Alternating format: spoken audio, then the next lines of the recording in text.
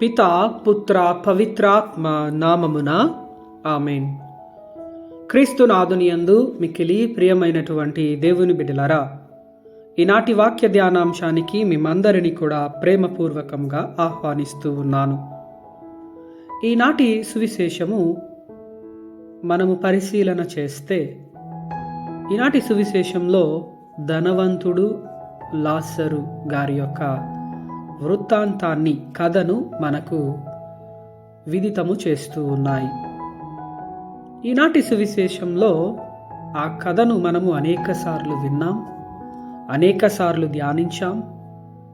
మరి ప్రత్యేక విధంగా ఈ తపస్కాలంలో ఏమి నేర్చుకోవాలి ఈ యొక్క ధనవంతుడు లాజరు గారి యొక్క పాఠము నుండి అంటే, ప్రియమైనటువంటి దేవుని బిడ్డలారా, మనందరము కూడా ఏదో ఒక స్థితిలో, ఏదో ఒక పరిస్థితిలో ధనవంతులముగానే ఉండి ఉంటాం.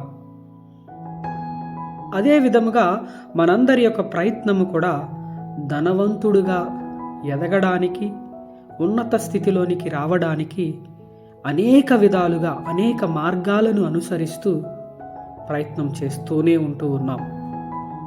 కాబట్టి ఈనాడు ఒక ప్రశ్న వేసుకుందాం మనం, ప్రియమైనటువంటి దేవుని బిడలారా. మనకున్నటువంటి సంపదలతో, మనకున్నటువంటి నైతిక విలువలతో, మనకున్నటువంటి నైపుణ్యాలతో మనము ఆ యొక్క శాశ్వత నిత్య జీవములోనికి ప్రవేశించగలమా? అవును ప్రియమైనటువంటి దేవుని బిడలారా, మనందరం కూడా ప్రవేశించగలము.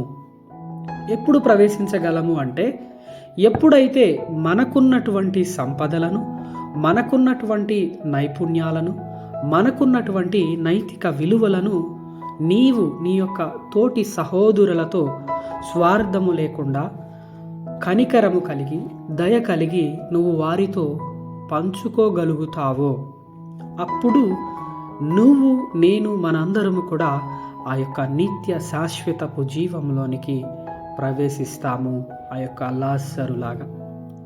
ప్రియమైనటువంటి దేవుని బిడలారా, ఈనాడు ఆ యొక్క ధనవంతుడు, ఆయనకు ఉన్నవి సిరి సంపదలు కలిగిన వాడు, కానీ ఆయన లాజరును పట్టించుకోలేనటువంటి వాడిగా జీవించాడు. కానీ లాజరు తనకున్నటువంటి ఆ యొక్క పేదరికాన్ని అంగీకరించి, విశ్వాసాన్ని కోల్పోకుండా, ఇదిగో ఆ యొక్క ధనవంతుణ్ణి నిందించకుండా మంచిగా జీవించగలిగాడు. కాబట్టి చివరకు ఆయనకు నిత్య జీవితము దొరికింది. కాబట్టి ఈనాడు ప్రియమైనటువంటి దేవుని బిడలారా, మరి అందరూ ధనవంతులు ఆ యొక్క నిత్య జీవితంలోనికి వెళ్ళలేరా? వెళతారు. ఎప్పుడు వెళతారు అంటే, ముందుగా మీకు చెప్పినట్లుగా, ఇదిగో మనమందరము కూడా ప్రయత్నము చేస్తే తప్పకుండా మనందరము ఆ యొక్క నిత్య జీవితంలోనికి ప్రవేశిస్తాం. ఆయన యొక్క కుడి పాశాన కూర్చొని అందరము కూడా ఆ యొక్క నిత్య ఆనందాన్ని అనుభవిస్తాం.